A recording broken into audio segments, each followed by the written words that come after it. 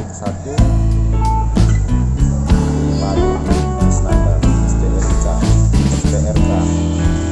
yang sudah diamankan kemarin tanggal 2 menjadi inspektur 1.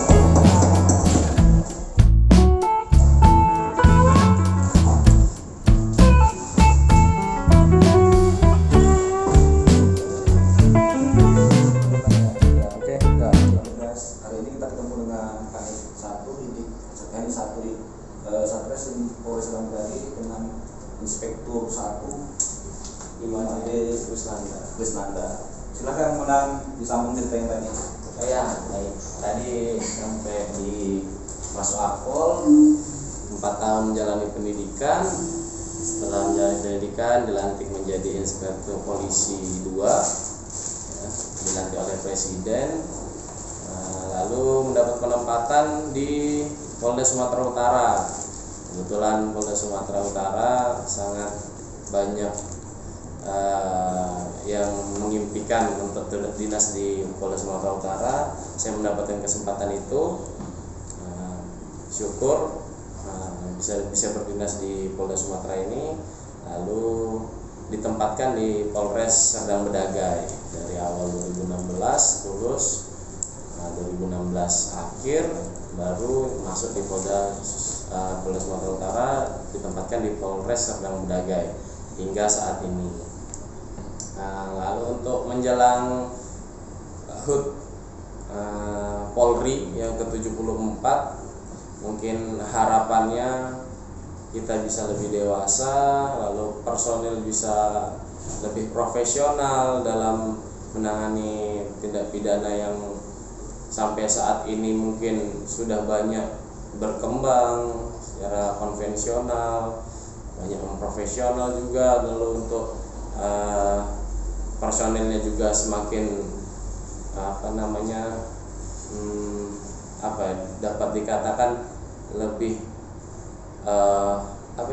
biasanya kalau profesional itu kita kan di umur yang 74 ini sudah kita bilang ya Sudah mampu. Ini ya udah mampu lah ya, udah mampu menyelesaikan tugas-tugas yang kita anggap intensitasnya, kejahatannya cukup tinggi gitu. Dengan didukung dengan teknologi kita yang kita miliki, jadi sudah lumayan cukup hebat lah untuk polisi saat ini. Terus, kalau untuk kemudian pendidikan atau pernah keluar atau gimana? Kalau untuk pendidikan kebetulan saya belum pernah untuk kuliah di luar negeri, hanya sebatas kejuruan pengembangan saja. Seperti di awal saya di Lantas dulu sebagai kanit patroli, mungkin di masyarakat Serdang Bedagai sendiri juga tahu, sudah hampir 1,5 tahun saya di Kanit Turjawali, bisa menjabat itu ya karena petunjuk dari Kapolres, dan juga saya sudah pernah menjalani pendidikan kejuruan Turjawali. Lalu selanjutnya setelah di lalu lintas saya dipercaya oleh Kapolres juga, setelah itu menjabat sebagai Kanit Edik 1 Satreskrim di Polres Serdang Bedagai. Setelah jadi Kanit Edik 1 pindah ke Kanit Kanit Polsek Perbaungan. Memang tidak lama namun berkesan. Bisa ceritakan yang paling berkesan dalam bertugas khususnya di reskrim ini? Ada sesuatu yang misalnya entah situasi yang genting atau gimana gitu, bisa diceritakan?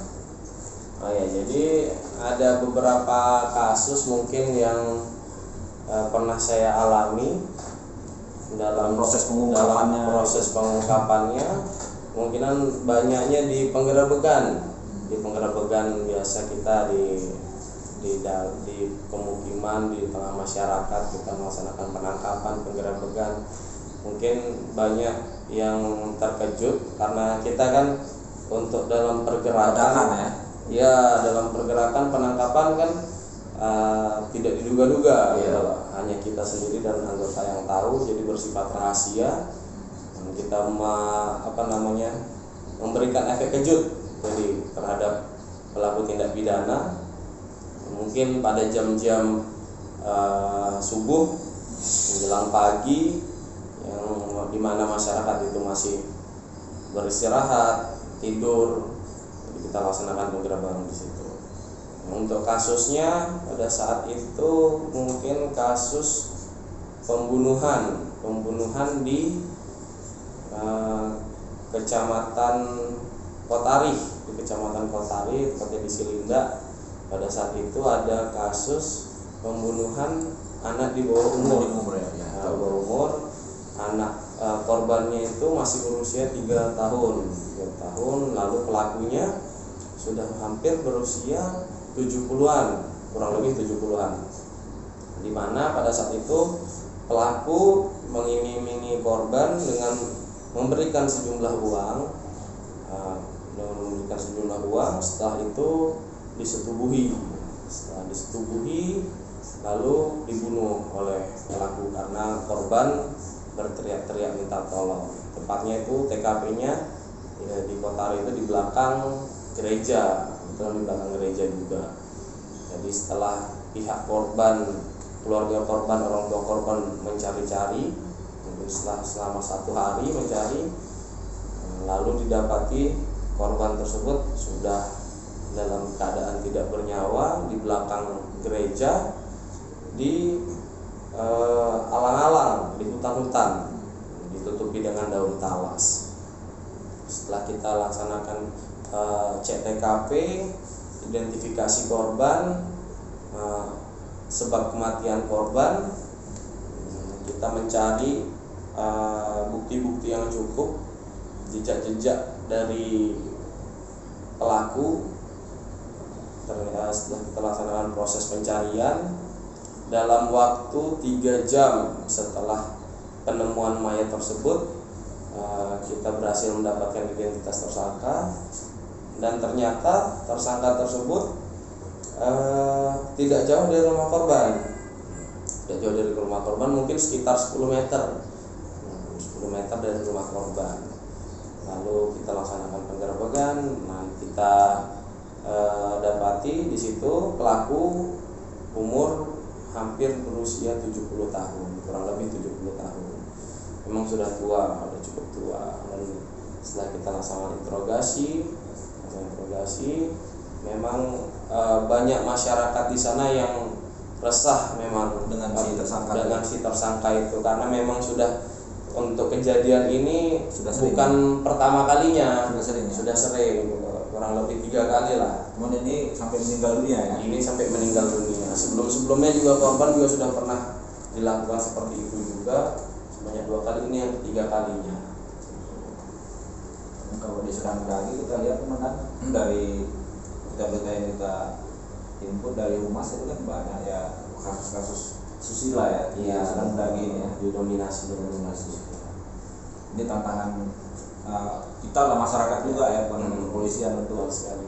Ini kan masalah moral ya. Moral, etika, sikap gitu. Memang untuk kejahatan di Serdang Bedagai ini didominasi itu kejahatan asusila, cabul, pemerkosaan, seperti itu. Apalagi untuk anak yang di bawah umur itu sering sekali terjadi.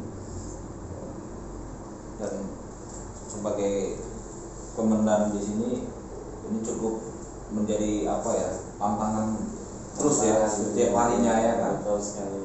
Karena kita juga pantau, ada saja laporan-laporan itu kita menjadi beban juga. Saya pikir juga kita masyarakat turut menjaga agar peristiwa-peristiwa seperti ini bisa berkurang ya teman-teman ya. Jangan hanya semua kita serahkan ke polisi ya. Kalau kita bisa, masyarakat ini melakukan pendekatan ya teman-teman ya, melalui Babin Kaptipmas di desa gitu ya. Nah, mungkin yang terakhir mungkin dari komandan untuk kawan-kawan di vlog saya, channel Bang Anwar. Ya, jadi untuk channel Bang Anwar. Nah, jadi channel Bang Anwar, saya himbau mungkin untuk masyarakat Kabupaten Serdang Bedagai, mari kita sama-sama menjadi polisi bagi masyarakat, polisi bagi diri kita sendiri, dengan memantau atau memberikan informasi bagi kami pihak kepolisian, para penegak hukum dalam membantu setiap kegiatan dari kepolisian dalam rangka menciptakan keamanan dan ketertiban masyarakat agar kabupaten kita, Kabupaten Serdang Bedagai kita ini yang tercinta dapat aman, kondusif, tidak terganggu oleh gangguan-gangguan Kamtibmas.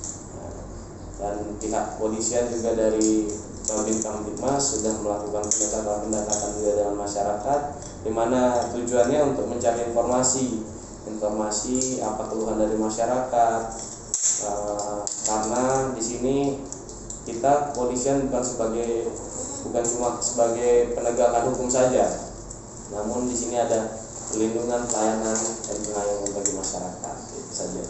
Baik.